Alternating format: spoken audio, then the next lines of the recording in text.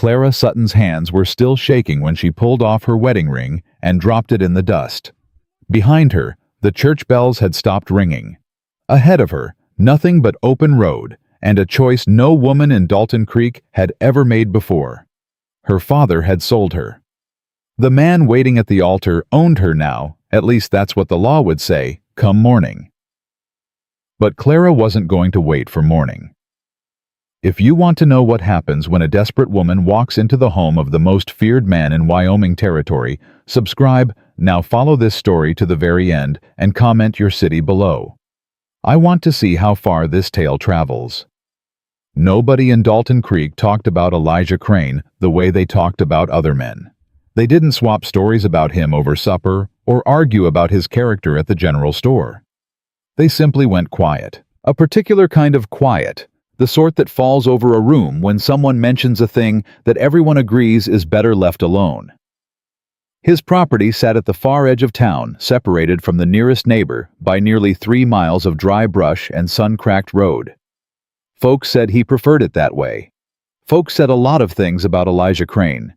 What was certain was this: in 7 years not a single person in Dalton Creek had knocked on that door and been glad they did. Which made what Clara Sutton did on the evening of June 14, 1879, all the more remarkable. She hadn't planned it. That was the truth she would turn over in her mind for a long time afterward. None of it was planned.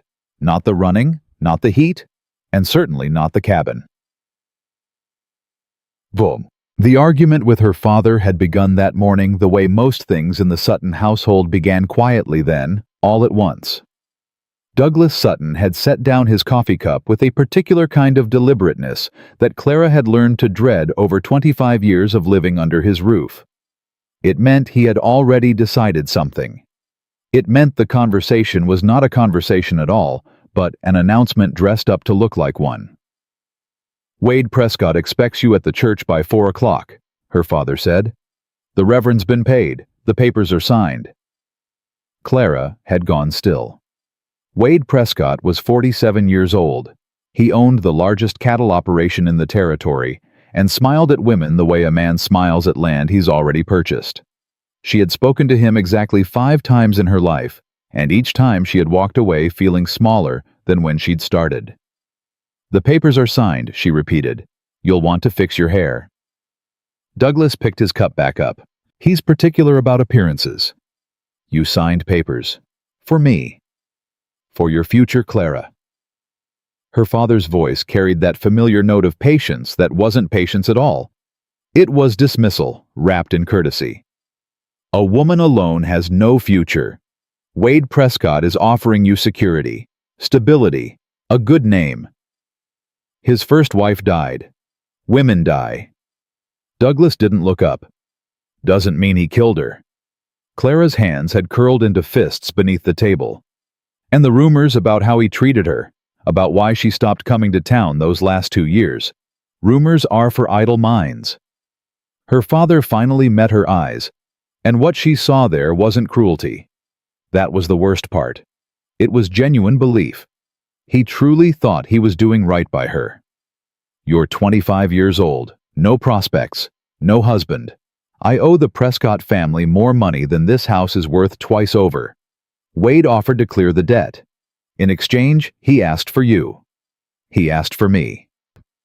He's giving you a life, Clara, a real one, better than anything I could provide." She had sat there for a long moment, hands folded in her lap, the way her mother had taught her before the fever took her 13 years ago. Then she pushed back her chair. "Where are you going?" "To fix my hair," Clara said. "Like you suggested." She walked to her room, closed the door quietly, and began to pack a bag. Not everything, just what she could carry. She waited until her father left for the saloon, the way he always did on days when he'd done something he didn't want to think about too hard. Then, she was out the back door, moving fast, heading east toward the road that led anywhere but here. The heat found her about a mile out of town. June in Wyoming territory had a particular kind of cruelty to it, dry and immediate, and entirely without mercy. Clara pulled her collar away from her neck and kept walking. She had a vague idea about the stagecoach station 2 towns east. From there, maybe Denver, maybe further. That was enough. It had to be enough. But the road stretched longer than she'd remembered, and the sun pressed down harder than she'd expected, and somewhere between the 3rd and 4th mile marker, she realized her water was running low, and her feet were already blistering inside boots that had never been meant for this kind of walking. She had been foolish. She knew that now. A woman alone on foot with nothing but a carpet bag and a handful of coins didn't make it far in this territory. Not without help, not without luck. And Clara Sutton had never been particularly lucky. She nearly walked past the cabin entirely. It appeared through the heat shimmer like something half-imagined, a shape at first low and solid against the brown hills. Then a roofline, then a porch, a cabin, a real one with walls and a door and the promise of shade. She didn't know whose it was. In that moment, she didn't care. She pushed through the gate, noticed it was well maintained, noticed the hinges didn't squeak across the yard, climbed the porch steps, and tried the door. It opened. Inside was dim but cool, and she nearly wept from the relief of it. She stood in the doorway long enough to let her eyes adjust, then stepped in and pulled the door shut behind her. The room she found herself in was a main room of some kind. She could make that much out from the faint light coming through the front window. A stone fireplace on the far wall, a table, 2 chairs, a rifle mounted above the mantel. Books, more books than she'd expected to see in a place like this, lined up neatly on a shelf. Someone lived here. Someone who valued order. Clara told herself it didn't matter. She told herself she would rest an hour, refill her canteen from the pump she'd seen outside, and be gone before anyone returned. No one would ever know she'd been here. She crossed to the chair nearest the window and sank into it, letting her bag drop to the floor. That was when she heard it. A floorboard. Somewhere behind her and above. The slow, deliberate creak of weight shifting on old wood. Then another. Then the sound of boots on a staircase. Clara did not move. She had grown up in a house where knowing when to stay still was a survival skill. So she stayed still now, hands gripping the arms of the chair, heart pounding against her ribs. And she listened to the footsteps descend the stairs one at a time, unhurried, unafraid, until they reached the bottom and stopped. The silence that followed lasted exactly long enough to be unbearable. "You're in my house." The voice was low, not loud, not angry exactly, just certain. The way a man is certain when he's standing on his own ground and has no reason to pretend otherwise. Clara turned slowly. He was tall. She registered that first. Then the fact that he was watching her with an expression she couldn't quite place. Not fury, not alarm. Something more measured than either of those things. His hair was dark, pushed back from his face, and there was a stillness about him that she associated with men who had learned a long time ago that raising their voice was a waste of energy. She recognized him then. Not his face, she had never been close enough for that, but the shape of him. The way he stood. The particular quality of the quiet he carried. She had heard his name her whole life spoken in hushed tones across church pews and general store counters. Elijah Crane. She was standing uninvited in the home of the most feared man in Dalton Creek, and he was looking at her like he was genuinely unsure what to do with that fact. Clara straightened her spine. Her voice, when it came, was steadier than she had any right to expect. "I didn't know whose house it was," she said. "I was the heat. I'll leave." She meant it. She was already reaching for her bag. "Where you headed?" The question stopped her. It wasn't demanding. It carried no threat. He asked it the same way a person mentions the weather, just information, nothing more. "East," she said carefully. "The stagecoach station." Elijah Crane looked at her for a long moment. Then he looked at the window, at the angle of the sun, at the dust still settling on her boots. "That's 14 miles, he said. On foot. In June. I'm aware. You got water. Some. How much is some? Clara didn't answer. The answer was embarrassing. Sit down, he said finally. I'll get you water. Real water. Then you can make whatever fool decision you're set on making. He said it the way a man says something he's already thought through and decided. Not an invitation, not a command. Something in between. Something that left the choice entirely with her. Clara stood there for a moment longer, then she sat. Two. He brought her water in a tin cup cold from the pump, and she drank it so fast she nearly choked. He didn't comment on that, just refilled it and set it on the table beside her. When did you eat last? This morning. What did you eat? Coffee. Coffee ain't food. I'm aware of that too. The corner of his mouth moved. Not quite a smile, but the suggestion of one, the shape of it, just beneath the surface. He disappeared into what she assumed was a kitchen, and she heard the sounds of a man who knew his way around his own space cabinet doors, opening and closing the scrape of a pan, the crack of eggs. Clara sat in the chair and looked around the room more carefully now that she wasn't half delirious from the heat. The books on the shelf weren't decoration. They were worn at the spines, handled often. She could see titles, some history, some philosophy, a collection of Shakespeare that looked like it had been read 100 times. The rifle above the mantel was clean and well-maintained, but the rest of the room held no weapons, no trophies, no signs of the violence the town whispered about. It looked like the home of a man who valued peace more than anything else, which made everything she'd heard about him even harder to reconcile. Chug. He came back with a plate, eggs, bread, some kind of cured meat, and set it in front of her without ceremony. Eat. You don't have to. I know I don't have to. Eat anyway. She ate. She was hungrier than she'd realized, and the food was simple but good. And by the time she'd finished, she felt more human than she had since she'd walked out of her father's house. Elijah Crane sat in the chair across from her. He didn't eat. He just watched her with that same measured expression, like he was working something out in his head and hadn't quite gotten there yet. You running from something, he said. It wasn't a question. Clara set down her fork. What makes you say that? Women don't walk 14 miles through June, heat carrying everything they own unless something's chasing them. He paused. Or someone. She could lie. She could make up a story about visiting family, about a job waiting for her somewhere, about any number of reasonable explanations that didn't involve the truth. But something about the way he was looking at her, direct and undemanding and entirely without judgment, made lying feel like more effort than it was worth. My father arranged a marriage, she said, to a man I didn't choose. I was supposed to be at the church 2 hours ago. Elijah's expression didn't change. Wade Prescott. Clara went very still. How did you know that? Ain't many men in this territory with enough money to buy a wife.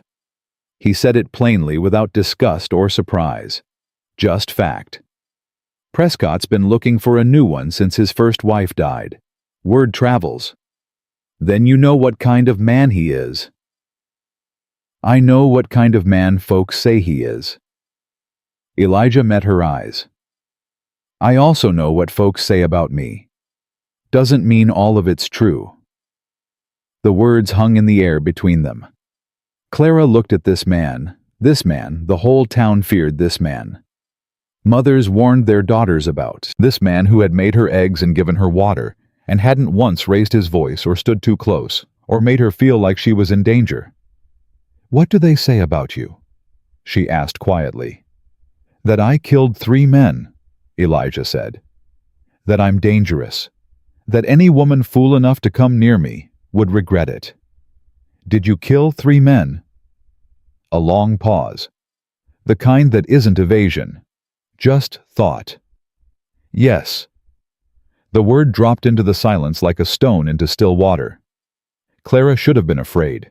She knew that. Every instinct she'd been raised with said she should be on her feet out the door running again. But she didn't move. "Why?" she asked. Elijah looked at her for a long moment. Then he looked away toward the window, toward the long stretch of empty land beyond. "Because they were burning a house," he said quietly. "With a family inside. 2 children. I stopped them the only way they could be stopped. And the family. Dead anyway. 3 years later, fever took them all." His voice was flat, careful, like a man handling something that still had sharp edges. "Wasn't nobody left to tell folks what really happened. Just me and the bodies and a story that got twisted up into something else entirely." Clara sat with that for a moment. "So you let them think the worst. People are going to think what they want to think." Elijah shrugged. "I stopped trying to change minds a long time ago. Easier this way. Quieter. Lonelier." He looked at her. Something flickered in his eyes. Surprise, maybe, that she'd said it out loud. That anyone had said it out loud. "Yes," he admitted. "That too." Defied. Outside, the sun was starting to drop toward the horizon. The light through the window had shifted from harsh white to something softer golden. Clara should go. She knew that. The stagecoach station was still 14 miles away, and she'd already lost hours, and Wade Prescott would be looking for her by now. But her feet hurt, and her body ached. And this man, this feared avoided, whispered about man, had shown her more basic human kindness in the last hour than anyone had shown her in months.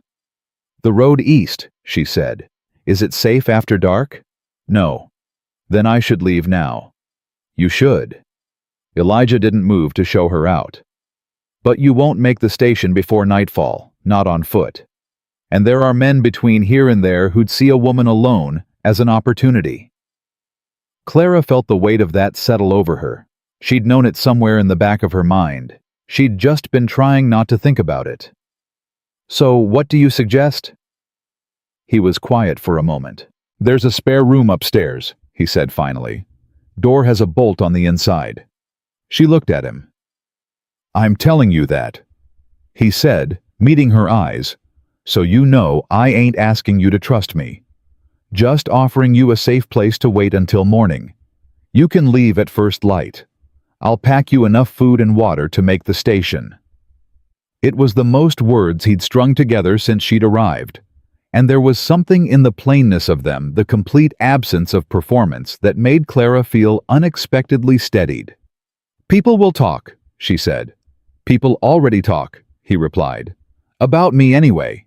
You'd just be new material." There was no bitterness in it. He said it like a man who had long since stopped expecting the world to be otherwise. Clara almost smiled. Almost. "All right," she said. "One night."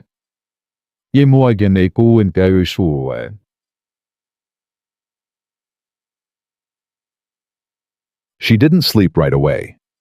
She lay in the spare room with the bolt drawn, listening to the sounds of the house, settling around her, the creak of floorboards, below the distant clatter of dishes being washed, the quiet that followed.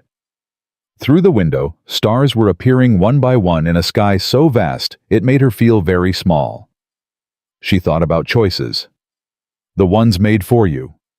The ones you make in desperation. And the ones you don't quite realize you're making until you're already in the middle of them.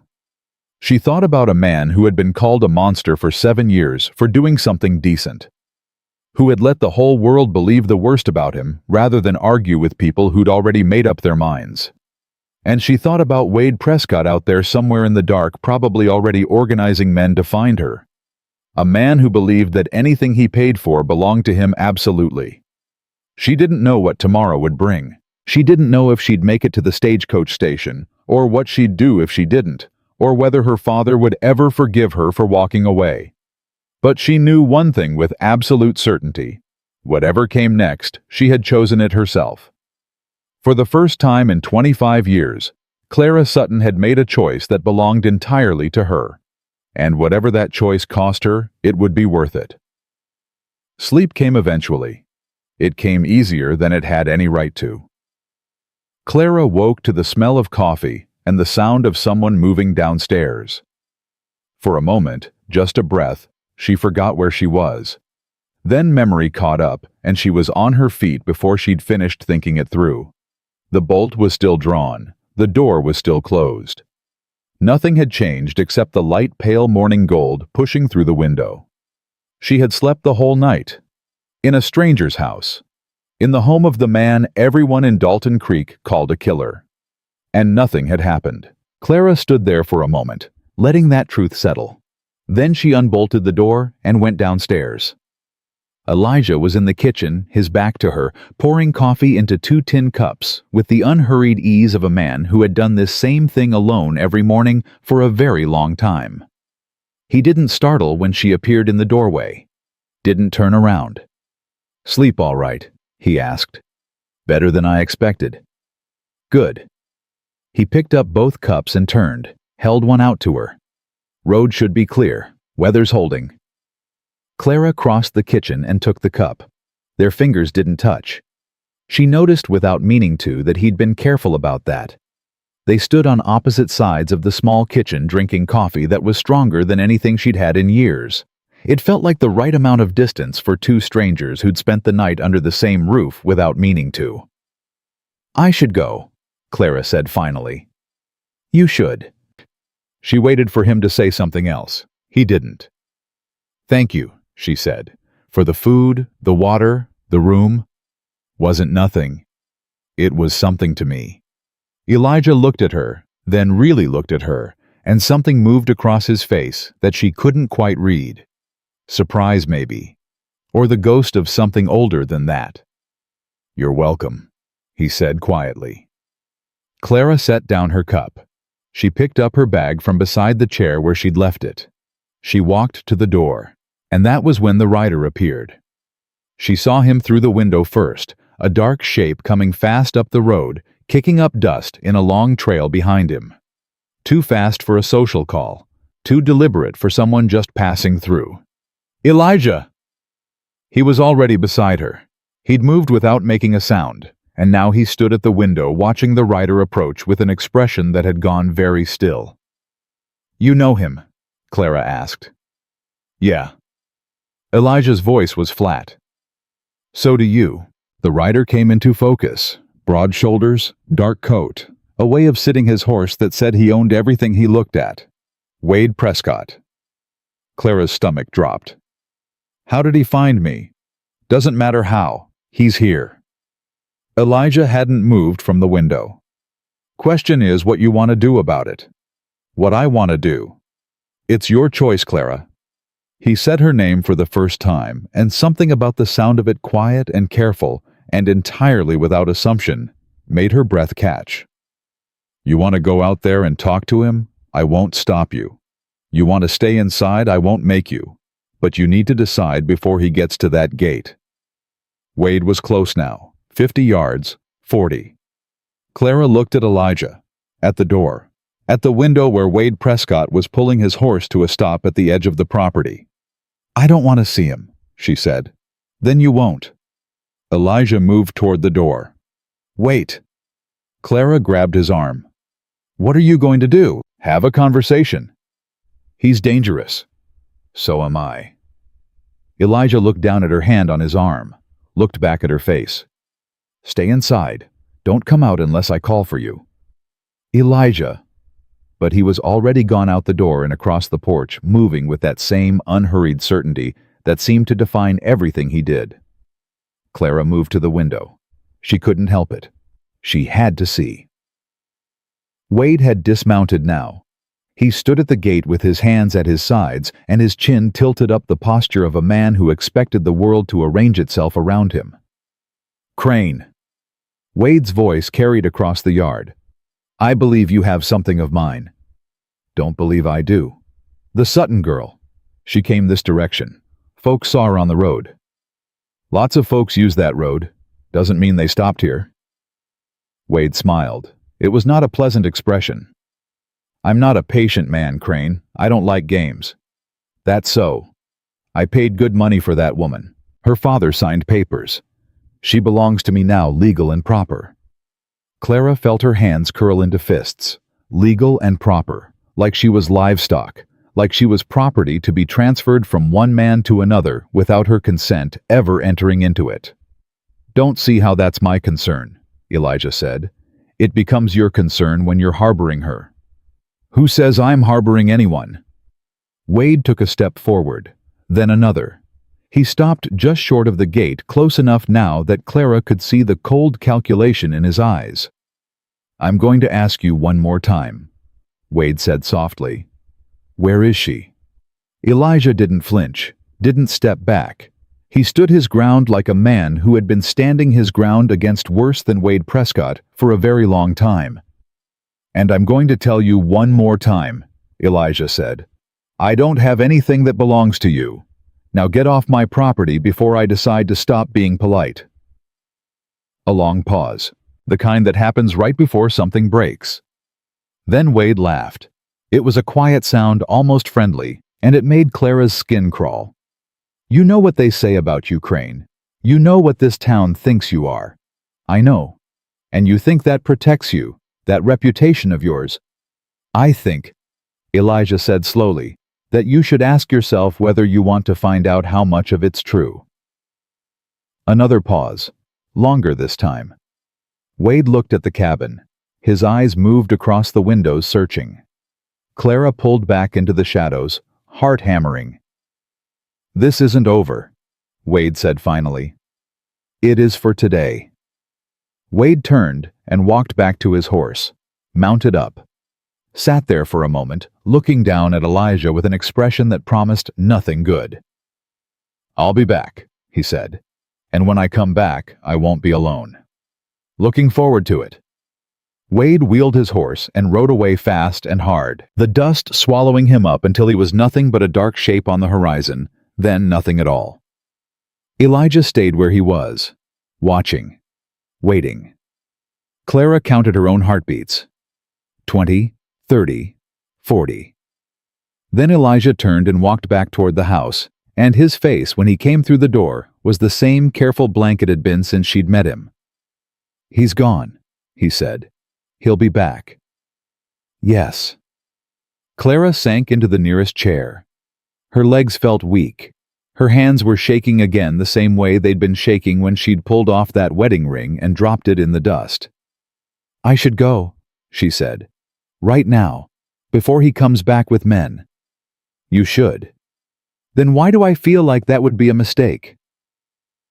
Elijah was quiet for a moment. Then he pulled out the other chair and sat down across from her. "Because it would be," he said. "Prescott knows you came this direction. He'll have men watching the road east by now. You try to walk to that stagecoach station, you'll walk straight into them. So I'm trapped." "You're not trapped, you're just limited in your options." "What's the difference?" "Trapped means no choices. Limited means choosing between bad options and worse ones." Clara looked at him. "And which option are you?" Something flickered in his eyes. "Depends on who you ask." She laughed. She didn't mean to. It came out sharp and sudden, and not quite sane, but she laughed, and after a moment, the corner of his mouth twitched in what might have been a response. "How long?" she asked. "Before the road is safe?" "Few days, maybe a week. Prescott will get tired of paying men to sit around waiting. He's got a ranch to run." "A week." "I know it's not ideal." "No, it's not." Clara took a breath, let it out slowly. "But it's better than the alternative." "Which alternative?" "Going back to him." Elijah nodded slowly. "You can stay, long as you need." "Just like that. Just like that." "Why?" He didn't answer right away. He got up, moved to the window, looked out at the empty road where Wade Prescott had been standing 5 minutes ago. "Because I know what it's like," he said finally, "to have everyone decide who you are before you get a chance to show them different. And I know what it's like to run from something you didn't choose." He glanced back at her. "Seems like the least I can do is give you a place to figure out what comes next." Clara sat with that for a long moment. Then she stood up. "If I'm staying," she said, "then I'm working. I won't take charity." "Wasn't offering charity." "Good. What needs doing?" Elijah looked at her, really looked at her, at the set of her jaw, the straightness of her spine, the particular kind of stubborn that lives in a woman who's spent her whole life being told what to do and is finally done listening. "Kitchen could use organizing," he said. "I'm not much good at domestic things." "I noticed." That an insult, an observation. This time he almost smiled. Not quite, but close enough that Clara felt something warm settle in her chest. "All right, Miss Sutton," he said. "Kitchen's yours." "Clara." He paused. "What?" "My name. It's Clara. If I'm going to be staying in your house reorganizing your kitchen and hiding from the man my father sold me to, you might as well use my name." Another pause. Longer this time. Then, "All right, Clara."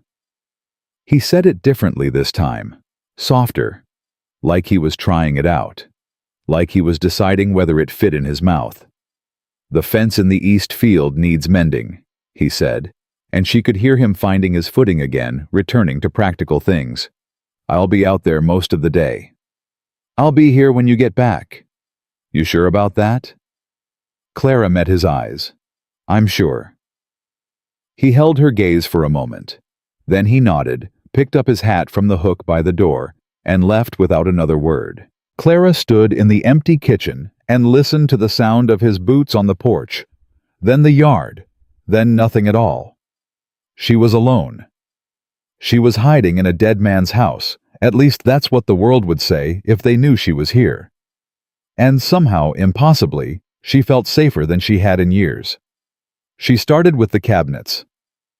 It took her most of the morning to bring order to a kitchen that had clearly been managed by a man who saw cooking as a necessary inconvenience rather than anything to take pride in. The food was stored haphazardly, flour next to coffee, next to dried beans, with no logic she could discern. The plates were chipped but clean. The pots were well used but poorly organized. She reorganized everything. Then she reorganized it again. Then she cleaned surfaces that probably hadn't been cleaned since whoever built this place first moved in. It was mindless work, and that was exactly what she needed. Work that occupied her hands and let her mind spin in circles around everything that had happened in the last 24 hours. She had run from her own wedding. She had walked into a stranger's house. She had slept under the roof of the most feared man in the territory. And this morning, that man had stood between her and Wade Prescott like it was nothing. Like protecting a woman he'd known for less than a day was just what you did.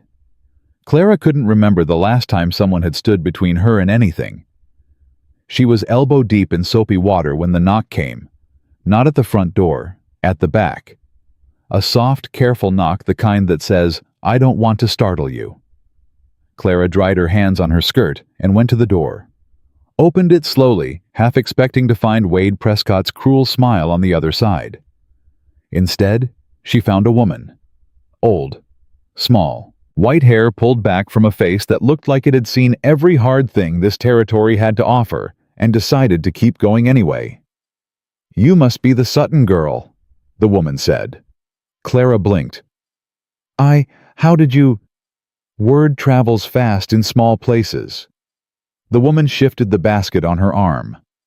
"I'm Ellen Hargrove. I run the general store in town, or I did before my joints got too stiff to manage the shelves." "Mrs. Hargrove." Clara recognized the name. You're the one who—" "Sold Elijah his books, yes." Ellen smiled. It was a kind expression softening a face that could have been stern. "May I come in? These old legs don't do well with standing." Clara stepped back. "Of course, yes. I'm sorry, I didn't mean to." "You didn't do anything wrong, child." Ellen moved past her into the kitchen, set her basket on the table, and lowered herself into a chair with a small sigh of relief. "There. That's better." Clara stood there, uncertain what to do with her hands. "Sit," Ellen said. "You're making me nervous hovering like that." Clara sat. "I brought supplies," Ellen said, nodding toward the basket. "Some bread, preserves, A bit of salt pork. Elijah doesn't do well with feeding himself, and I figured if you're going to be staying here, you'd appreciate something more than whatever he's got in that pantry. How do you know I'm staying? Because I know Elijah Crane. Ellen's eyes were sharp, despite her age, sharp and knowing. And I know the look of a woman who's run out of places to run to. You've got that look. Clara felt her cheeks flush. Is it that obvious? Only to someone who's been paying attention. Ellen reached into the basket and pulled out a jar of something golden. Peach preserves. Made them myself last summer. Elijah's got a weakness for them, though he'd never admit it. Clara took the jar. It was heavier than she expected. Why are you helping me? She asked. You don't know me. I know enough. Ellen leaned back in her chair. I know Wade Prescott's been looking for a new wife since his first one died. I know your father owes him money he'll never be able to pay. And I know that when a woman runs from a wedding she never agreed to, the decent thing to do is not ask too many questions about where she ended up. The town doesn't see it that way. The town sees what it wants to see. Ellen's voice sharpened. They decided Elijah Crane was a monster 7 years ago, and they've been too comfortable with that story to look at the truth. You know the truth. I know he saved a family. I know the men he killed were murderers themselves. And I know that when the fever came through and took those poor folks he'd saved, there wasn't anybody left to tell the real story. Ellen shook her head slowly. This town killed his reputation because it was easier than admitting they'd been wrong about him. Clara thought about that. Clara thought about the books on the shelf and the careful way he moved and the coffee he'd made this morning without being asked. He's not what they say, she said quietly. No. Ellen agreed. He's not. She paused. But you already knew that, didn't you? Clara didn't answer. She didn't need to. Ellen stayed for another hour. She talked about the town who could be trusted, who couldn't, who would help if it came to that, and who would sell Clara out to Wade Prescott for the price of a good meal. She talked about Elijah carefully, like she was sharing secrets that weren't entirely hers to share. About how he came to town 8 years ago, a veteran of the range wars further south. About how he'd tried to build a life here, tried to be part of the community, until the incident that ruined everything. About how he'd been alone ever since. He needs someone, Ellen said, finally getting to her feet with the help of the chair arm. Not that he'd ever admit it. Not that he'd ever ask. But he does. I'm not staying forever, Clara said. I can't. Nobody said anything about forever. Ellen moved toward the door. Just don't leave before you need to. That's all I'm asking. She was gone before Clara could ask what that meant. Elijah came back at sunset. He found Clara in the kitchen, stirring something on the stove that smelled better than anything he'd eaten in months. For a moment, he just stood in the doorway watching her. She hadn't heard him come in. She was humming something quietly, almost under her breath, and there was a looseness in her shoulders that hadn't been there this morning. You reorganized my kitchen, he said. Clara turned. She didn't look startled, just caught. I did. I can see that. Is that a problem? Depends. He moved into the room, looked at the shelves, the counters, the jars now lined up in a way that made actual sense. Can I still find things? Better than before, I'd imagine. That's not a high bar. No, Clara agreed. It wasn't. He almost smiled again. She was starting to learn the shape of it, the way it lived, just beneath the surface of his face, rarely breaking through, but always present. Ellen Hargrove came by, Clara said. Elijah's expression shifted, not closing down exactly, but becoming more careful. What did she want? To bring supplies. And to talk. About you mostly. He was quiet for a moment. What did she say? That you saved a family once. That the men you killed were burning a house with children inside. Clara turned back to the stove. That the town decided to believe the worst about you because it was easier than admitting they were wrong. The silence that followed was long enough that she started to wonder if she'd said too much. Then, Ellen talks too much. She cares about you. I know. Is it true what she said? Does it matter? Clara turned to face him. It matters to me. Elijah looked at her, really looked at her the way he had that first night when she'd been standing in his sitting room, dripping rainwater onto his floor, and he'd been trying to figure out what to do with her. Yeah, he said finally. It's true. Then why don't you tell people? Why let them believe? Because it wouldn't change anything. His voice was flat, not angry, just tired. People make up their minds fast and change them slow. I could spend the rest of my life trying to convince this town that I'm not what they think I am, and most of them wouldn't believe me anyway. So I stopped trying. That's lonely. It's quiet. Those aren't the same thing.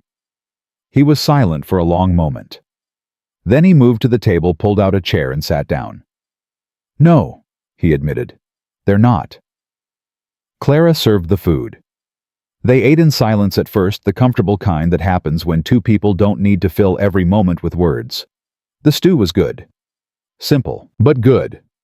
Elijah ate like a man who had forgotten what home-cooked food tasted like. You can cook, he said finally. My mother taught me, before she died. I'm sorry. It was a long time ago. Clara set down her fork. I was 12. Fever took her in the winter. My father? He wasn't the same after. Started drinking. Started gambling. Started making decisions that weren't really decisions at all. Just reactions. Ways of not thinking about what he'd lost. And you. I kept the house running. Kept him fed. Kept his ledgers balanced when he forgot to do it himself. She smiled, but there was no humor in it. I was very good at keeping things together, until I couldn't anymore. Wade Prescott. My father owed him money, a lot of money, and Wade. He decided he wanted payment in a different form. Elijah's jaw tightened. Your father agreed to that. My father told himself it was the best thing for me, that Wade would give me a good life. Security, stability. Clara's voice was bitter. He told himself a lot of things. And you? I told myself I wouldn't do it, and then I walked out the door and proved it. She looked up and found Elijah watching her with that same careful expression, like he was seeing something he hadn't expected to find. What? She asked. Nothing. He looked away. Just, most women I know wouldn't have done that. Walked out, I mean. They'd have gone through with it, told themselves they didn't have a choice. I almost did. Clara's voice was quiet. I sat at that table and listened to my father tell me my future was decided. And for a moment, just a moment, I almost agreed with him. Almost convinced myself that this was just how things were, that fighting it would only make things worse. What changed your mind? Clara thought about it. The question, the morning sun through the window, her father's voice, so certain, so final. My mother, she said finally. I remembered something she told me once when I was very young. She said, Clara, the world will try to tell you who you are. Don't let it. You decide. Always you. She paused. I'd forgotten that, for a long time. But sitting at that table listening to my father give me away like I was property to be sold. I remembered. And you decided. I decided. The word hung in the air between them, heavy and true, and impossible to take back. Elijah was quiet for a long moment. Then he stood up, took his plate to the basin, and began to wash it. You can stay as long as you need, he said without turning around. No conditions, no expectations. Just a safe place to figure out what comes next. Why? Because everyone deserves a choice. He turned around, drying his hands on a cloth. And because maybe I'm tired of being alone. He said it simply, without drama, without asking for anything in return. Just a truth offered up like a gift. Clara felt something shift in her chest. Something that had been locked down tight for a very long time. Maybe I am too, she said. They stood there for a moment, not touching, not moving. Just present. Two people who had each in their own way been waiting for something they couldn't name. Then Elijah nodded, once hung the cloth on its hook, and moved toward the door. "I'll be on the porch," he said, "if you need anything." "Elijah!" He stopped, looked back. "Thank you," Clara said, "for all of it." He held her gaze for a long moment, and for the first time since she'd met him, she saw something in his eyes that wasn't careful or guarded or held at a distance. It was hope. "You're welcome," he said quietly. And then he was gone, and Clara was alone in the kitchen with the dishes and the silence, and the strange, terrifying, wonderful feeling that something important had just begun. She didn't know what it was yet, didn't have a name for it, but it was there, growing, impossible to ignore. And for the first time in longer than she could remember, Clara Sutton wasn't afraid of what came next. She was looking forward to it. 3 days passed. 3 days of Clara learning the rhythms of the cabin and the man who lived in it. 3 days of coffee in the morning and supper in the evening, and long stretches of quiet that somehow never felt empty.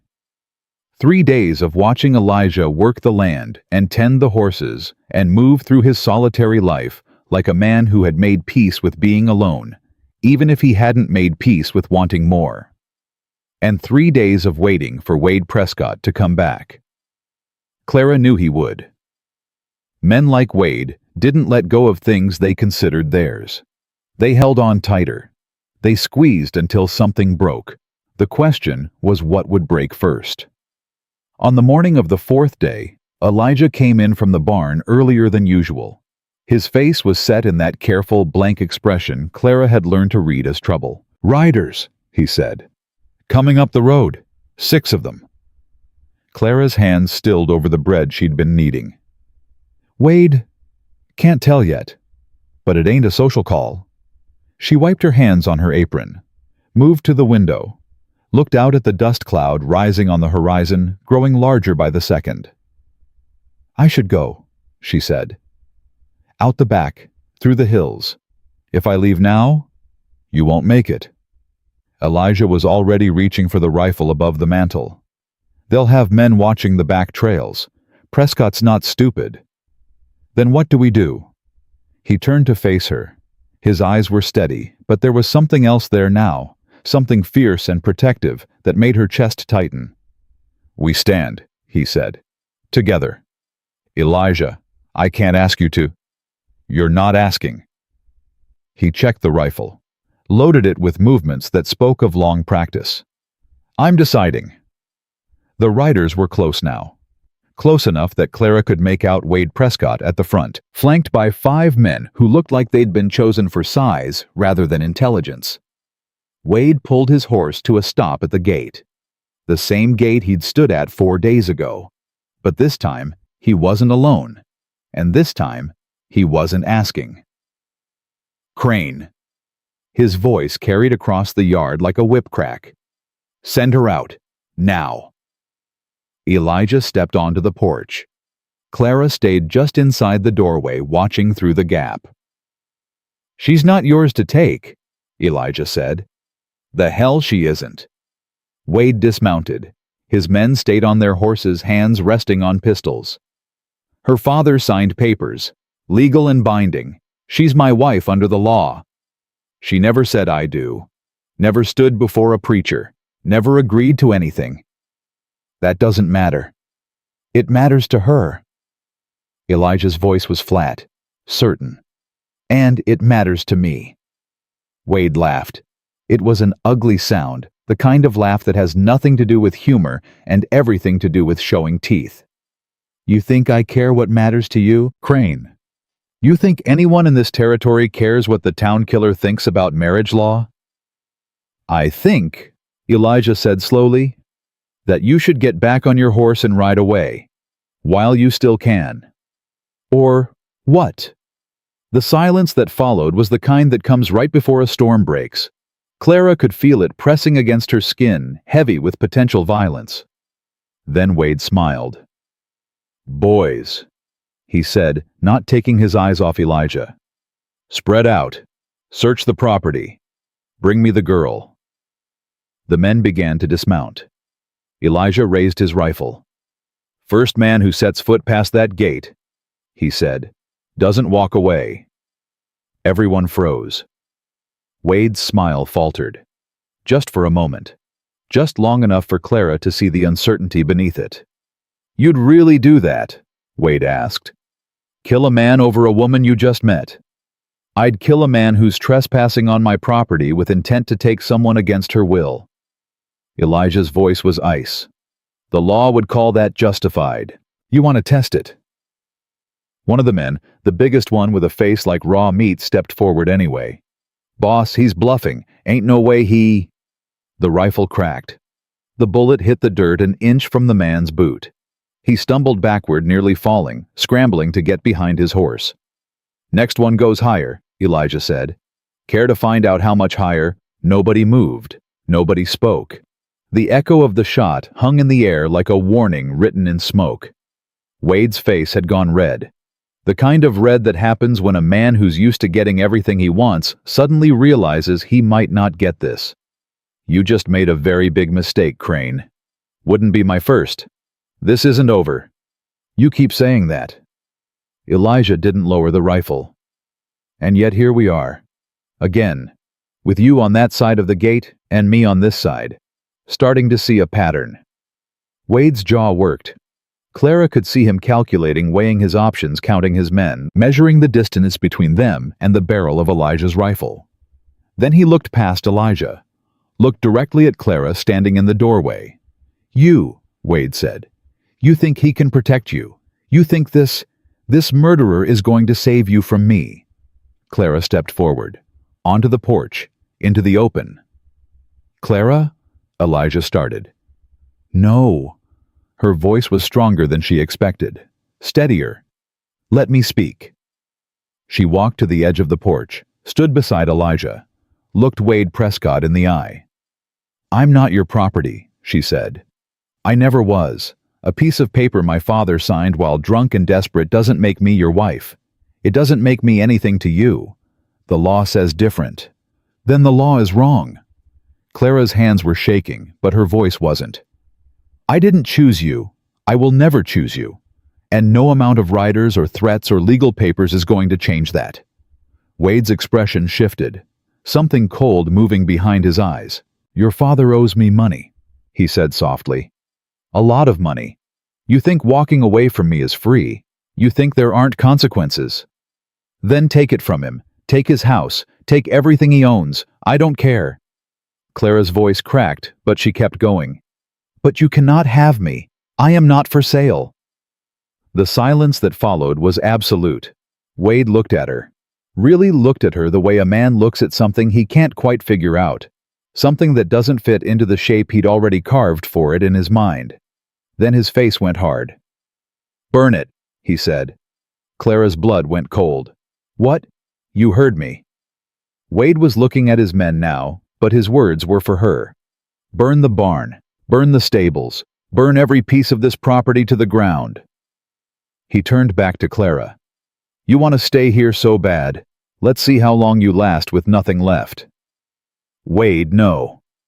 But the men were already moving. Two of them had torches out striking matches, and the first flames were licking at the dry wood of the barn before Clara could take another breath. Elijah moved. He didn't run toward the fire. He ran toward the men. Clara screamed his name, but he was already gone. Already crossing the yard with that lethal speed she hadn't known he possessed, and the first man went down before he even saw it coming, the butt of the rifle connecting with his jaw in a crack that echoed across the property. The second man turned, raised his torch. Elijah caught his wrist twisted, and the man was on the ground howling before the torch hit the dirt. But there were more of them. 4 more, and they were coming. Clara didn't think. She grabbed the shotgun from inside the door, the one Elijah had shown her that morning, just in case, and she ran onto the porch and she fired. The blast went wide, But it didn't matter. The sound was enough. The men scattered, diving for cover, and in that moment of chaos, Elijah reached the water trough by the barn. He was moving before anyone could stop him, hauling buckets, throwing water on the flames that were starting to climb the barn wall. The fire hissed and spat, fighting back, but Elijah didn't stop, didn't slow down, didn't give it room to breathe. One of Wade's men came at him from behind. "Elijah!" Clara's warning came just in time. Elijah spun, caught the man's fist, and drove his elbow into the man's throat. The man went down gasping, clutching his neck. Another one, and another. They came at him in waves, and Elijah took them apart piece by piece, fighting with the brutal efficiency of a man who had learned a long time ago that hesitation gets you killed. Clara kept the shotgun raised. She couldn't get a clear shot, too much movement, too much chaos, but she could watch the perimeter. She could make sure no one came at him from a direction he couldn't see. And then there was just Wade. Wade Prescott standing by the gate, watching his men fall one by one with an expression that had gone from confident to confused to something darker, something dangerous. He drew his pistol. "Elijah!" Clara screamed. Elijah turned, saw the gun, saw Wade's finger tightening on the trigger. He dove. The bullet went over his head close enough that Clara heard it whistle through the air. Elijah hit the ground, rolled, and came up with the rifle in his hands. 2 weapons, 2 men, 1 moment. "Drop it," Elijah said. His voice was steady, but Clara could see his hands white-knuckled on the rifle tension in every line of his body. Wade didn't drop it. "You think you've won?" Wade's voice was shaking now, shaking with rage. "You think this is over? It's over if you want it to be. Nothing is over until I say it is." Wade took a step forward. The gun was still raised, still pointed at Elijah's chest. "I own this town, Crane. I own the sheriff. I own the judge. You think killing me would solve anything? You'd hang before the week was out." "Maybe." Elijah didn't flinch. "But you'd still be dead." Another step. Wade's finger was tight on the trigger. Clara moved without thinking. She stepped off the porch, walked across the yard, put herself directly between Wade Prescott's gun and Elijah Crane's chest. "Clara, what the hell are you—" "Shut up." She didn't look at Elijah. She was looking at Wade.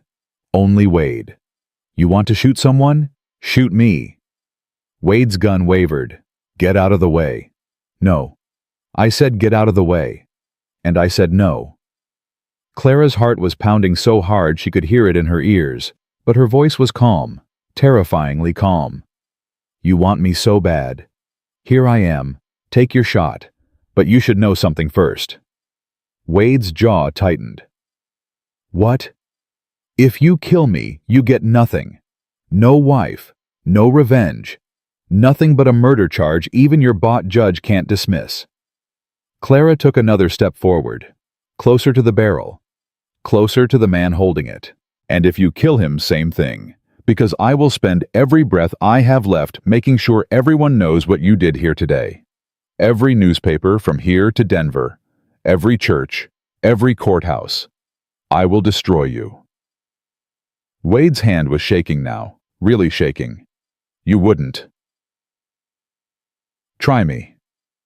The silence stretched, tight as a wire, ready to snap.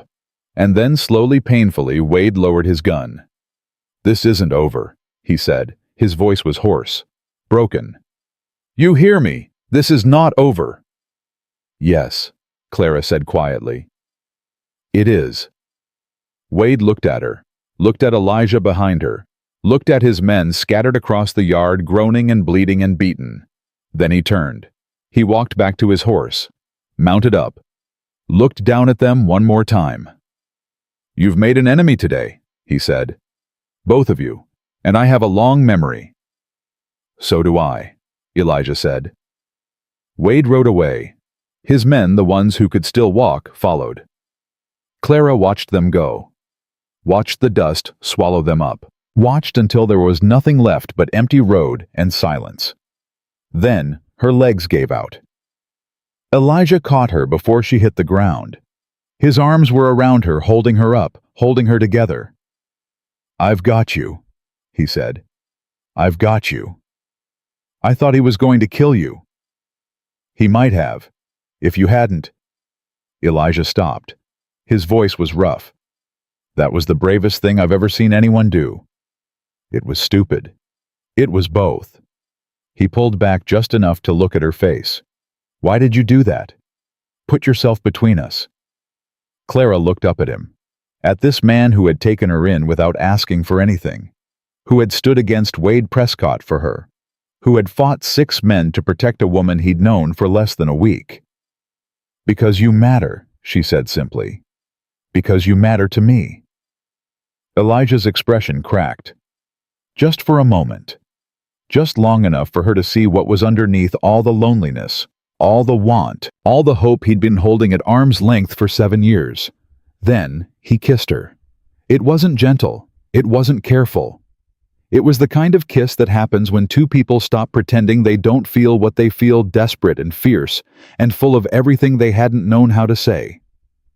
Clara kissed him back, her hands in his hair, his arms tight around her waist. The world narrowing down to just this, just him, just the impossible, undeniable truth of what was happening between them. When they finally broke apart, they were both breathing hard. "That was," Clara started. "Overdue," Elijah said. She laughed, actually laughed a sound that surprised her with its lightness. "We should check the barn," she said. "The barn can wait." "Elijah, I said it can wait." He cupped her face in his hands, looked at her like she was something precious, something worth fighting for. "I've been waiting 7 years to feel something other than alone. The barn can wait 5 more minutes." Clara smiled. It was a real smile, the kind she hadn't worn in longer than she could remember. 5 minutes. She agreed.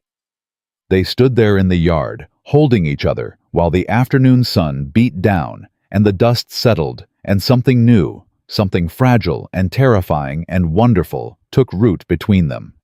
But Clara knew it couldn't last. Wade Prescott had ridden away, but he hadn't given up. A man like that didn't give up. He regrouped, he planned, he came back stronger, and when he came back, he would come back for blood. She pushed those thoughts away, held on to Elijah, held on to this moment. Whatever came next, she would face it. They would face it together. That was enough. For now, that was enough. The barn had been damaged, but not destroyed. The fire had caught the outer wall, scorched the wood black, but the structure itself had held. Elijah spent the rest of the afternoon assessing the damage, while Clara cleaned and bandaged the cuts on his knuckles. "You fight like someone who's done it before," she said. "Range wars." Elijah didn't look up. "When I was younger, before I came here." "You never told me about that. You never asked." Clara finished wrapping his hand. Let her fingers linger on his wrist. "I'm asking now." He was quiet for a long moment. Then, "After the war, I didn't know what to do with myself. Couldn't go back to farming. My family's land got sold while I was gone. Couldn't settle anywhere. So I hired out my gun to whoever was paying. Cattle barons. Sometimes. Small ranchers other times. Depending on who was right. You cared about who was right. Always did." Elijah finally looked at her. "That's why I stopped. Realized the people paying me didn't care about right or wrong, just about winning. And I didn't want to be their weapon anymore. So you came here." "So I came here, bought this land with everything I had, tried to start over." His jaw tightened. "Didn't work out the way I planned." Clara thought about the family he'd saved, the children in the burning house, the men he'd killed to protect them. "It wasn't your fault," she said quietly. "What happened? None of it. Doesn't matter whose fault it was. The result's the same." Elijah looked down at his wrapped hands. 7 years alone. 7 years of being the man nobody wants to know. "I want to know you." He looked up, met her eyes. "I know," he said. "That's what scares me." "Why?" "Because everyone I've cared about." He stopped, started again. "Because caring about people gets them hurt, or killed, and I don't want that for you." Clara moved closer, took his face in her hands the way he'd taken hers.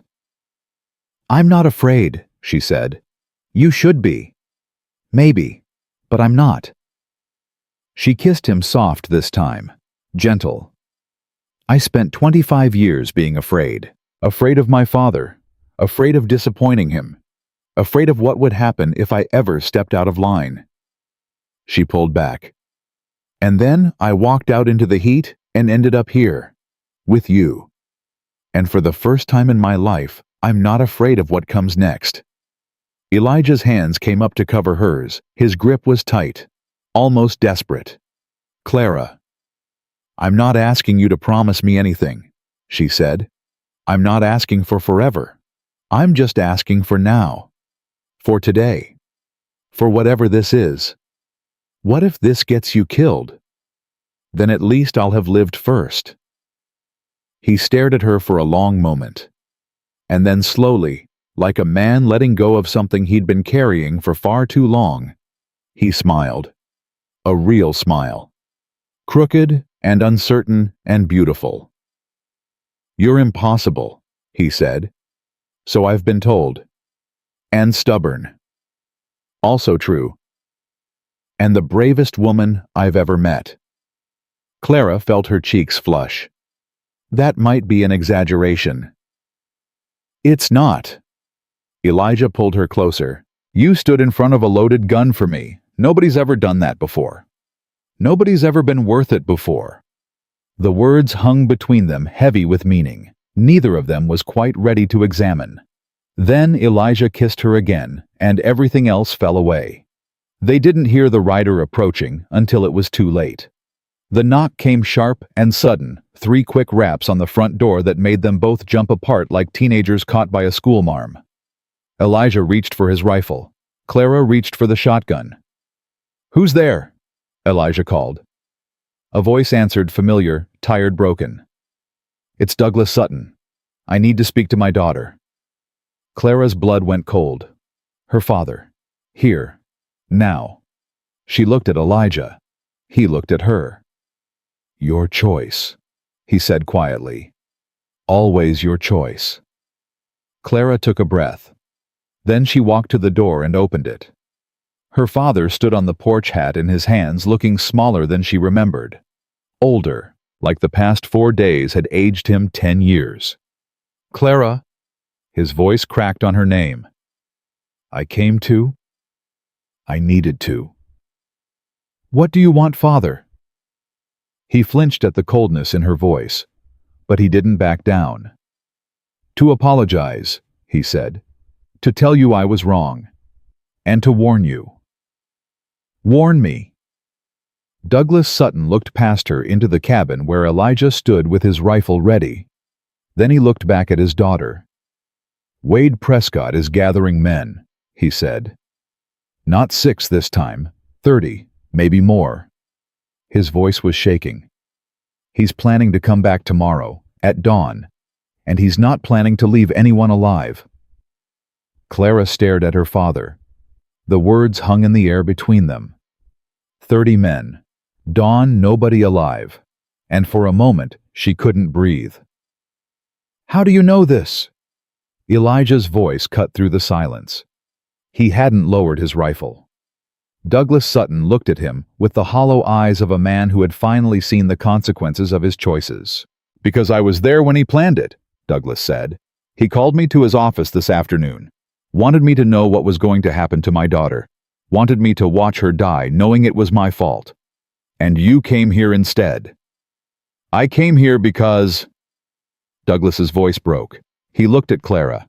"Because I've spent 25 years failing you, and I couldn't do it one more time." Clara felt something crack inside her. Not forgiveness that would take longer if it came at all, but something like recognition. Recognition that her father, for all his weakness, had finally done something right. "You should go," she said. "Before Wade finds out you warned us." "I'm not going anywhere." "Father." "I said I'm not going anywhere." Douglas straightened. For a moment, just a moment, he looked like the man Clara remembered from before her mother died. Before the gambling. Before the drinking. Before everything fell apart. "I put you in this mess. I'm going to help get you out." Elijah lowered his rifle, not all the way, just enough to show he was listening. "You know how to shoot?" Elijah asked. "I was a soldier once, long time ago." "How long?" "Long enough that I still remember which end the bullet comes out of." Elijah looked at Clara. She looked back at him. A silent conversation passed between them, the kind that happens when two people have stopped needing words to understand each other. "All right," Elijah said finally. "Come inside. We need to talk." They sat at the kitchen table, the same table where Clara had eaten her first meal in this house, the same table where she and Elijah had shared so many quiet suppers over the past 4 days. Everything felt different now. The air was heavier. The silence was sharper. The clock on the wall was ticking down to something none of them wanted to face. 30 men, Elijah said. Maybe more. That's what I heard. Douglas was nursing a cup of coffee that Clara had given him, though his hands were shaking too badly to drink it. Wade's been making promises. Money, land. Some of these men would kill their own mothers for what he's offering. And the sheriff? Bought and paid for. He won't interfere. The marshal. 3 days right away, even if we sent word he wouldn't get here in time. Clara felt the walls closing in. So, we're alone. Not entirely. Elijah was staring at the table thinking. Ellen Hargrove. She knows people in town who don't like Wade. People who've been waiting for a chance to push back. You think they'd fight? I think some of them might, if they knew they weren't alone. Douglas shook his head. You're talking about a handful of shopkeepers against 30 armed men. That's not a fight, that's a massacre. Then we don't fight them head on. Elijah looked up. We fight smart. Clara leaned forward. What do you mean? Wade expects us to be here when he comes, expects to catch us off guard, overwhelm us with numbers, burn everything to the ground. Elijah's jaw tightened. But what if we're not here? What if we're somewhere else entirely? Where? The old Miller homestead, 2 miles north. It's been abandoned for years, but the house is solid stone. One way in, easy to defend. And we just hope Wade doesn't find us there. No. Elijah shook his head. We make sure he does, but on our terms, with our advantages. Clara was starting to understand. A trap. A trap. Douglas looked between them. Even with a trap, 3 people against 30. It won't be 3. Elijah stood up. Clara, stay here with your father. I need to ride into town. Now it's almost dark. That's the point. He was already reaching for his hat. Wade's men will be watching the roads during the day. They won't expect anyone to move at night. Clara stood up, caught his arm. What are you going to do? Call in some debts. He looked at her with those steady eyes. There are people in this territory who remember what I did 7 years ago. Not the version the town tells, the real version. Ellen knows who they are. And you think they'll help? I think they owe me.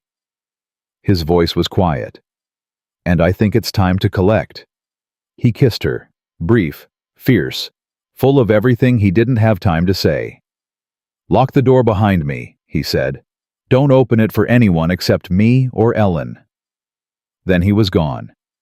Clara stood at the window and watched him ride away into the gathering dark. Her father came to stand beside her. You love him, Douglas said. It wasn't a question. Yes. He's a good man. I know. Douglas was quiet for a moment. Then, your mother would have liked him. Clara's throat tightened. Don't. I know I don't have the right to talk about her, Not after everything I've done." Douglas's voice was rough. "But she would have, Clara. She would have seen what I should have seen from the beginning." "And what's that?" "That you deserve someone who fights for you, not someone who sells you to the highest bidder." Clara turned to look at her father. Really look at him, at the lines on his face, the tremor in his hands, the shame in his eyes. "Why did you do it?" she asked quietly. "Really, not the money, not the debt. Why?" Douglas closed his eyes. "Because I was scared. Because I thought if I could just make the problem go away, everything would be fine. Because—" his voice cracked. "Because I'm a coward, Clara. I've always been a coward. And cowards hurt the people they love because they're too afraid to face the consequences themselves. You're here now. Too little, too late. Maybe." Clara looked back at the window. "But you're here." They stood in silence, father and daughter, watching the road where Elijah had disappeared, waiting, hoping, praying for morning to bring something other than death. Elijah rode hard through the night. He found Ellen Hargrove at her sister's house on the edge of town. She came to the door with a shotgun in her hands and a look on her face that said she'd been expecting trouble. "I need your help," Elijah said. "I figured." Ellen lowered the shotgun. "Come inside, quickly.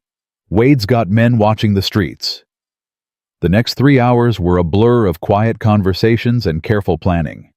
Ellen knew everyone in Dalton Creek who could be trusted, who couldn't, who had a grudge against Wade Prescott that ran deep enough to risk their lives over. There were more than Elijah expected. The Hendricks family, whose water rights Wade had stolen 2 years ago. Jacob Chen, whose general store Wade had tried to burn down when he refused to pay protection. Sarah Whitmore, whose husband had died mysteriously after refusing to sell his land to the Prescott Ranch. One by one, Ellen brought them to her sister's house. One by one, they listened to Elijah's plan. One by one, they agreed to fight. "We're still outnumbered," Jacob Chen said. He was a small man with quick eyes and hands that knew their way around a rifle. "Even with all of us, we're looking at 12 against 30. 13, Ellen said. "I can still shoot." 14, a voice from the doorway. Everyone turned. A young man stood there, barely 20, with the look of someone who had nothing left to lose. "My name's Thomas Miller. Wade Prescott killed my father last spring and called it an accident." "The old Miller homestead," Elijah said slowly. "That was your family's place." "Still is, and I know every inch of it." Thomas stepped into the room. "If you're planning to make a stand there, I want in." Elijah looked at the faces around him. Shopkeepers, farmers, an old woman, a boy, not soldiers, not gunfighters. Just ordinary people who had been pushed too far and were finally ready to push back. "Wade Prescott has 30 men, Elijah said. "He's got money. He's got power. He's got the sheriff in his pocket. By every measure that matters, he should win." "But," Ellen asked, "but he's got one weakness." Elijah's voice hardened. "He thinks he's already won. He thinks we're going to sit in my cabin and wait for him to come kill us. He doesn't know about you, any of you. And that's our advantage. That's our advantage." Elijah looked at each of them in turn. "We hit them before they hit us. We control the ground. We make them pay for every inch." He paused. "Some of us might not make it. I won't lie about that. But if we do this right, Wade Prescott won't be able to hurt anyone in this territory ever again." Silence, long and heavy. Then Jacob Chen spoke. "I've been waiting 3 years for someone to stand up to that man," he said quietly. "I'm not going to wait anymore." "Neither am I," Sarah Whitmore said. One by one they all agreed. Elijah felt something loosen in his chest. Something he'd been carrying for 7 years. The weight of being alone. The weight of being the only one willing to fight. He wasn't alone anymore. "All right," he said. "Here's the plan." Dawn came gray and cold. Clara stood at the window of the Miller homestead watching the road that led down from the hills. Beside her, Elijah was checking his rifle for the third time. Behind them, 14 people were taking their positions at windows behind walls in the hayloft of the still-standing barn. "They're coming," Thomas Miller called from the upstairs window. "I can see the dust." Clara's heart started pounding. This was it. After everything, the running, the hiding, the fighting, it came down to this. One morning, one battle, one chance. "Clara." Elijah's voice. She turned. He was looking at her with an expression she couldn't quite read. "There's still time. You could go. Ride east. Get clear before—" "No." "Clara." "I said no." She crossed to him, took his face in her hands. "I'm not running anymore. Whatever happens, we face it together." He closed his eyes. When he opened them again, they were clear, certain. "Together," he said. He kissed her. Long and slow, and full of everything they might not get the chance to say later. Then he pulled back, raised his rifle, and turned toward the window. "Everyone ready?" he called. A chorus of voices answered. "Yes, ready, waiting." The dust cloud was closer now. Clara could make out individual riders. 30 of them, maybe more, spreading out across the road, like a wave about to break. And at the front, riding a black horse with silver trim, was Wade Prescott. He stopped about 100 yards from the homestead, raised his hand. His men halted behind him. "Crane," his voice carried across the distance. "I know you're in there. I know you've got the girl." Elijah didn't answer. "Come out now and I'll make it quick, both of you. Stay in there and I'll burn you out. Same as I did to those children 7 years ago." Clara felt Elijah stiffen beside her. "What did he say?" she whispered. "Nothing." Elijah's voice was ice. "Nothing that matters." "Last chance, Crane. Come out or Wade Prescott." The voice wasn't Elijah's. It came from the hayloft above them. Thomas Miller standing at the open door with a rifle in his hands. "You killed my father," Thomas shouted. "Called it an accident when everyone knew you wanted his land." Wade's expression shifted. Confusion first, then recognition. "Miller's boy, is that you?" "You bet it is, and I'm not alone." Windows opened all along the homestead. Faces appeared. Rifles emerged. 14 people who had spent years living in fear of Wade Prescott finally standing together. Wade's men shifted uneasily. This wasn't what they'd expected. This wasn't the easy slaughter they'd been promised. "You think this changes anything?" Wade called. But his voice had lost some of its certainty. "You're still outnumbered." "Maybe." Elijah stepped into the doorway. "But we've got cover. We've got position. And we've got all day." He raised his rifle. "Question is, how many of your men are willing to die for you?" Silence. Wade's men were looking at each other now. Looking at the stone walls of the homestead. Looking at the rifles pointed at them from every direction. "Double pay," Wade shouted. "Triple first man to bring me Crane's head gets my best horse." Nobody moved. "What are you waiting for?" Wade's voice cracked. "Attack, kill them all." Still nobody moved. Then one of the men at the back of the group, a older cowhand with gray in his beard, turned his horse around. "Sorry, Prescott," he said. "This ain't what I signed up for." He rode away. Another man followed, then another. "Get back here," Wade was screaming now. "I'll kill every one of you cowards. It's over, Wade." A new voice, calm, authoritative. A rider emerged from the tree line to the east. He wore a badge on his chest and rode a government-issued horse. The Marshal. Marshal Crawford. Wade's face went pale. "What are you doing here?" "Got a telegram last night." The Marshal stopped his horse beside Wade's. Anonymous. Detailed a whole list of crimes: extortion, intimidation, murder. He looked at Wade with cold eyes. The territorial governor is very interested in having a conversation with you." "That's absurd. I haven't—" "Save it for the judge." The marshal nodded to two deputies who had appeared behind him. "Wade Prescott, you're under arrest." Clara watched as Wade was pulled from his horse, watched as his hands were bound, watched as the man who had terrorized this territory for years was led away like a common criminal. It was over. She couldn't quite believe it. After everything, the fear, the running, the fighting, it was actually over. "Clara."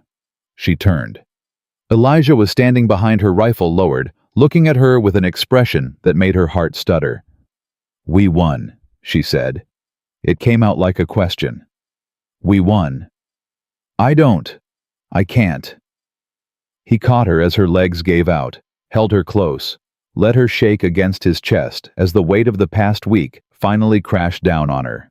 "It's okay," he murmured into her hair. "It's okay. You're safe now. We're both safe." "The telegram," Clara said suddenly. "Who sent it?" Elijah smiled, a real smile, the kind she was still learning to recognize on his face. "Ellen Hargrove has a nephew who works for the territorial government," he said. "Apparently he owed her a favor." Clara laughed. It came out wet and shaky and not quite sane, but she laughed and Elijah laughed with her. And suddenly they were both laughing. Laughing at the absurdity of it all, at the fact that they were alive, at the fact that somehow, against all odds, they had actually won. When the laughter finally subsided, Clara looked up at him. "What now?" she asked. Elijah was quiet for a moment. Then he took her hand. "Now," he said, "we go home." Home. Clara turned the word over in her mind. She had run from the only home she'd ever known, had thought she would never have another one. But standing there in Elijah Crane's arms, with the morning sun breaking through the clouds and a future she'd never dared to imagine stretching out before her, she realized something. Home wasn't a place. It never had been. Home was this. Home was him. And she was finally there. The ride back to Elijah's cabin felt different than any ride Clara had taken before. The road was the same. The land was the same. But something had shifted in the air, in the light, in the way Elijah's hand kept finding hers, across the space between their horses. They weren't running anymore. They weren't hiding. They weren't waiting for the next threat to come crashing through the door. For the first time in her life, Clara Sutton was riding towards something instead of away from it. They reached the cabin just as the sun was climbing toward noon. The barn still bore the scorch marks from Wade's attack, but the structure had held. The house stood solid and quiet, waiting for them like it had been waiting all along. Elijah dismounted first, reached up to help Clara down. His hands lingered at her waist longer than necessary. "We should talk," he said. "About what? About what happens now." Clara felt her heart stutter. She had been so focused on surviving the past week that she hadn't let herself think too far beyond it. Now, standing in the yard with Elijah's hands still on her waist and the whole future stretching out before them, she realized she had no idea what came next. "What do you want to happen?" she asked carefully. Elijah was quiet for a moment. Then he stepped back, took off his hat, and held it in his hands the way a man does when he's about to say something important. "I want you to stay," he said. "Not because you have nowhere else to go. Not because you're hiding.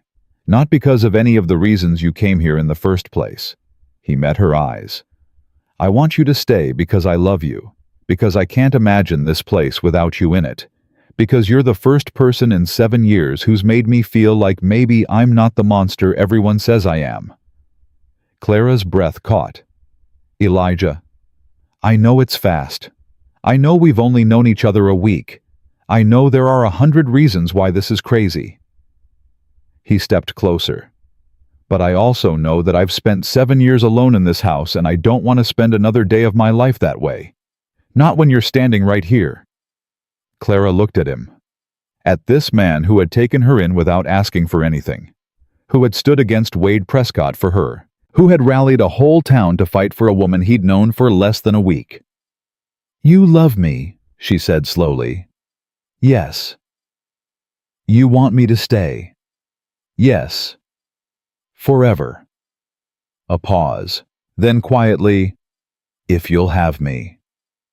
Clara felt something break open inside her, something she'd been holding together for 25 years. All the walls she'd built, all the armor she'd worn, all the ways she'd learned to protect herself from wanting things she couldn't have. She let it all go. "Yes," she said. Elijah blinked. "Yes. Yes, I'll have you. Yes, I'll stay. Yes to all of it." She was crying now. She hadn't realized until she felt the tears on her cheeks, but she was also smiling. "I love you, Elijah Crane. I think I've loved you since you made me coffee that first morning and didn't ask me any questions." He kissed her then. Not the desperate, fierce kisses they'd shared before. This was something softer, deeper. The kind of kiss that says, "I've got you, and I'm not letting go." When they finally broke apart, Clara was laughing through her tears. "We're really doing this," she said. "Getting married, building a life, all of it." All of it. Elijah smiled, a real smile, the kind that transformed his whole face. "If you're willing." "I'm willing." He pulled her close again, and they stood there in the yard holding each other while the sun climbed higher, and the world kept turning, and everything that had seemed impossible a week ago suddenly felt like the most natural thing in the world. The weeks that followed were full of small miracles. The town of Dalton Creek, the same town that had whispered about Elijah Crane for 7 years, that had crossed the street to avoid him, that had warned their children to stay away, began to change. It started with Ellen Hargrove. She came to the cabin 3 days after Wade's arrest, carrying a basket of food and a piece of paper. "Petition," she said, handing it to Elijah. 47 signatures so far. "We're asking the territorial governor to pardon you officially for what happened 7 years ago." Elijah stared at the paper. "I don't understand." "The people who were there that day at the Miller homestead, they've been talking. Telling folks what really happened. About how you saved those children. About how the men you killed were murderers themselves." Ellen's eyes were fierce. "This town owes you an apology, Elijah Crane. This is the start of it." Clara watched Elijah's face as he read the names on the petition. Watched the disbelief give way to something else. Something that looked like hope. "I don't know what to say," he managed. "Don't say anything." Ellen patted his arm. "Just let us make it right." The signatures kept coming. 50, 60. By the end of the month, nearly everyone in Dalton Creek had added their name. People started nodding to Elijah when he rode into town, stopping to talk, inviting him to Sunday supper. It was awkward at first. 7 years of distance doesn't close overnight, but it was happening. Clara watched it all with a kind of wonder. The man the whole town had feared was becoming the man the whole town respected. Not because he'd changed. He'd always been this person. The town was finally seeing what she had seen from the beginning. Douglas Sutton stayed. It surprised everyone, including Clara. She had expected him to leave after Wade's arrest, to slink away in shame, the way he'd slunk away from every difficult thing in his life. Instead, he came to the cabin the morning after the standoff and asked to speak to both of them. "I'm not asking for forgiveness," he said. His voice was steadier than Clara had heard it in years. "I know I don't deserve that, but I'd like a chance to earn it. If you'll let me." Clara looked at Elijah. He looked back at her. Another silent conversation. "What did you have in mind?" Elijah asked. "Work." Douglas straightened. "I'm not as young as I was, but I can still swing a hammer, fix a fence, help with the horses." He paused. "I've spent the last 10 years destroying everything I touched. I'd like to try building something instead." Clara felt her throat tighten. This was her father, the man who had sold her, who had spent years drowning in drink and debt, who had failed her in every way that mattered, standing in front of her asking for a chance. Part of her wanted to say no. Part of her wanted to hold on to the anger. It was safer that way. Cleaner. But another part of her, the part that had walked into a stranger's house during a heat wave and found something she never expected, knew that second chances weren't just for some people. "The barn needs repairs," she said finally. "From the fire." Douglas's eyes filled with tears. "Thank you." "Don't thank me yet." Clara's voice was steady. "This doesn't fix anything. It's just a start." "I know." Douglas nodded. "A start is all I'm asking for." He moved into the bunkhouse behind the barn. He worked from dawn to dusk every day without complaint. He didn't drink. He didn't gamble. He didn't make promises he couldn't keep. And slowly, painfully, imperfectly, Clara began to let the anger go. "He's trying," Elijah said one evening, watching Douglas through the kitchen window as he finished mending a section of fence. "I know. That counts for something?" "I know that too." Clara leaned into Elijah's side. "I'm not ready to forgive him. Not completely. But I'm starting to think maybe I could be. Someday." "That's enough." Elijah kissed the top of her head. "That's more than enough." The wedding was in August. They held it in the yard of the cabin, the same yard where Clara had once stood with a shotgun in her hands, ready to die for a man she'd known less than a week. Ellen Hargrove stood as witness. Thomas Miller served as Elijah's best man, the minister from town. The same one who'd refused to acknowledge Elijah for 7 years performed the ceremony with something like genuine warmth in his voice. Half the town was there. People who had whispered about Elijah Crane. People who had crossed the street to avoid him. People who had believed every terrible rumor they'd ever heard. Now they sat in rows of borrowed chairs watching a reformed monster marry a runaway bride, and something like joy was written on their faces. Clara wore her mother's dress. It was old and slightly yellowed and didn't fit quite right, but it was the only thing she'd taken when she'd run, and she couldn't imagine wearing anything else. Elijah wore a suit that Ellen had dug out of her late husband's trunk. It was a decade out of fashion and tight across the shoulders, but he stood straighter in it than Clara had ever seen him stand. "Do you, Elijah Crane, take this woman to be your lawfully wedded wife?" "I do." "And do you, Clara Sutton, take this man to be your lawfully wedded husband?" Clara looked at Elijah, at his steady eyes, his uncertain smile, the hope he'd finally let himself feel after 7 years of convincing himself he didn't deserve it. "I do.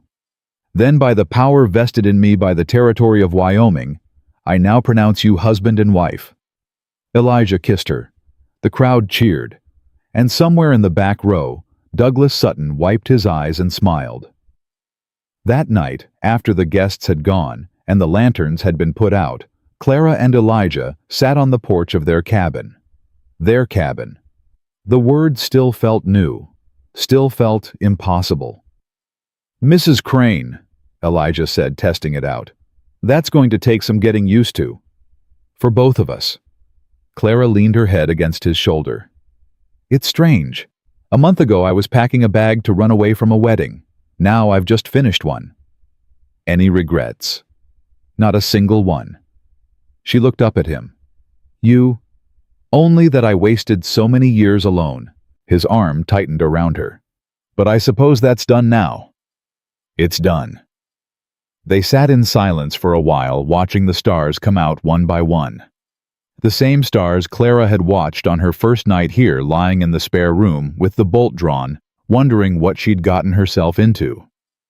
She hadn't known then, couldn't have guessed, but she knew now. "I've been thinking," Elijah said finally. "About what? About the future, about what comes next." Clara turned to look at him. "And I want to build something here. Really build it. Not just survive the way I have been for the past 7 years, but grow, expand, make this place into something that could last. A ranch. Maybe. Or a farm, or both." He shrugged. "I don't care what it is, as long as we're building it together." Clara smiled. Together. And maybe. He paused. Maybe someday there'll be more than just the two of us. Clara's heart skipped. You mean children? If you want them. She thought about it. About tiny boots on the cabin floor. About teaching a daughter to read. About watching a son learn to ride. About all the things she'd never let herself imagine, because imagining them had seemed like inviting heartbreak. I want them, she said quietly. I want all of it. Elijah's smile was the brightest she'd ever seen it. Then we'll have it. He kissed her again, soft and slow, and Clara felt the last of her old fears fall away. The fear of being alone. The fear of being trapped. The fear of wanting something and not being able to have it. She wasn't afraid anymore. She had found something worth fighting for, worth staying for, worth building a whole life around, and she was never going to let it go. The first snow came in late November. Clara woke to find the world transformed white and quiet and impossibly beautiful. She stood at the window for a long moment, just looking, before Elijah stirred behind her. First snow of the season, she said. He came to stand beside her, wrapping his arms around her from behind. Cold out there. Warm in here. That's the point. He pressed a kiss to her temple. You feeling all right? Clara smiled, placed her hand over his where it rested on her stomach. I'm feeling fine, she said. We both are. Elijah went very still. Clara. I was going to wait until Christmas to tell you, but... He spun her around, looked at her with wide eyes. You're sure? The doctor confirmed it yesterday. I was going to tell you last night, but then you fell asleep before supper, and... She didn't get to finish. He was kissing her, lifting her off her feet, laughing into her mouth, like a man who'd just discovered joy for the first time. A baby, he said. We're having a baby. We're having a baby. He set her down, cupped her face in his hands, looked at her with an expression that held everything, love, wonder, fear, hope, all of it mixed together into something she couldn't name. I'm going to be a father, he said slowly, like he was testing the words. You're going to be a wonderful father. You don't know that. I know you. Clara covered his hands with hers. I know the man who took in a stranger during a heat wave, who stood up to Wade Prescott without asking for anything in return, who spent 7 years alone rather than become someone he wasn't. She smiled. I know you, Elijah Crane, and I know exactly what kind of father you're going to be. He pulled her close, held her tight, and when he spoke again, his voice was thick with emotion. Thank you, he said. For what? For everything. For running into my house that day. For staying. For seeing something in me that I'd stopped seeing in myself. He pulled back just enough to look at her face. For giving me a reason to believe I could be more than what this town said I was. Clara shook her head. You were always more than that. I just helped you remember. They stood there in the kitchen holding each other, while the snow fell outside and the fire crackled in the hearth, and a new chapter of their life began to unfold. The baby came in June. A girl, strong and healthy, and with her father's dark hair and her mother's stubborn chin. They named her Rose after Elijah's mother, and from the moment she took her first breath, she had both of them wrapped around her tiny finger. Douglas Sutton held his granddaughter for the first time with tears streaming down his face. She's perfect, he whispered. She is, Clara agreed. Her father looked up at her. I don't deserve this, any of it. Maybe not. Clara's voice was gentle. But she doesn't know that, and neither does the man you're becoming.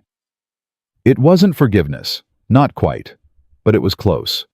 Ellen Hargrove came by every week to check on the baby and to bring gossip from town. Wade Prescott had been convicted of extortion assault and conspiracy to commit murder. He would spend the rest of his life in prison. His ranch had been divided up and sold to the families he'd cheated over the years. The territory was changing, and Dalton Creek was changing with it. And at the center of it all, in a cabin at the edge of town that had once been a place of fear and whispers, a family was growing. Clara stood on the porch one evening watching Elijah teach Douglas how to gentle a new horse, while Rose slept in her arms. The sun was setting. The air smelled of summer. And the road that had once led her here, desperate, frightened, certain she had nowhere left to go, now led everywhere. She thought about the woman she'd been a year ago. The woman who had pulled off her wedding ring and dropped it in the dust. The woman who had walked into a stranger's house and found something she never expected. That woman felt like a stranger now. Someone Clara had known once long ago in another life. She wasn't that woman anymore. She was a wife, a mother, a partner, a survivor. She was Clara Crane, and she had built a life out of nothing but courage and hope, and the love of a man the whole world had misjudged. Elijah looked up from the horse and caught her eye. Smiled. That smile she'd spent a year learning to read, the one that said, "I see you, I love you. I'm not going anywhere." Clara smiled back. Rose stirred in her arms, made a small sound, and settled again. And Clara understood with a certainty that went deeper than words that everything she had ever wanted was right here. Not the life her father had planned for her. Not the future she'd been afraid of. Something better. Something real. Something she had chosen. The road that had brought her here had been dark and frightening and full of uncertainty. But it had led exactly where she needed to go. Some journeys begin in desperation and end in love. Some doors you walk through in the dark turn out to be the only way home. Clara Sutton had run from a wedding she never wanted and stepped, breathless and terrified, into the only future she'd ever need. This was her life now, and she wouldn't trade a single moment of it.